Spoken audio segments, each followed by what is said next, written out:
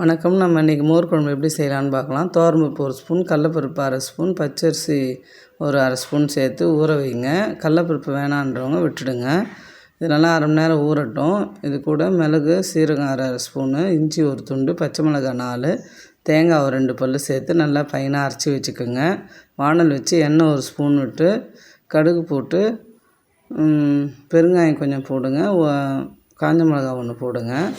நான் இது காய் போடாமல் செய்கிறேன். ஏன்னா இதுக்கு நான் உளுந்த வடை செஞ்சுருவேன். அதனால் நீங்கள் காய் வேணுன்றவும் சேர்த்து வேக வச்சுக்கோங்க. எந்த காய் உங்களுக்கு பிடிக்குமோ. My home food flowers of love சேனலை லைக் பண்ணுங்கள், சப்ஸ்கிரைப் பண்ணுங்கள். இப்போ இது கூட நீங்கள் பூசணிக்காய், சொரக்காய், வெண்டைக்காய் எல்லாம் சேர்த்து வேக வச்சு அதுக்கப்புறம் இந்த தண்ணியை ஊற்றி பண்ணலாம். நான் வடை சுட்டதுனால இது செய்யலை. இப்போ இது பாருங்கள், நல்லா கொஞ்சம் தண்ணியாக கலந்து ஊற்றுங்க. அப்போ தான் அது நல்லா வெந்து வர்றதுக்கு நல்லாயிருக்கும். ரொம்ப நல்லா தண்ணியாக இருக்கணும். மஞ்சள்தூள் கொஞ்சம் 1 சிட்டிகை சேர்த்துக்குங்க.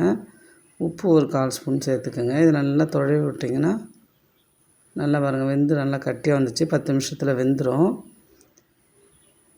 வெந்த பிறகு தயிர் ஒரு 1 டம்ளர் எடுத்து மிக்சியில் சும்மா ஒரு ஓட்டிடுங்க. ஓட்டி இது கூட சேர்த்து அப்படியே பொங்கி வரும்பொழுதே ஆஃப் பண்ணிடணும். குழந்தைங்களுக்கு செஞ்சு கொடுங்க. தேங்க்யூ.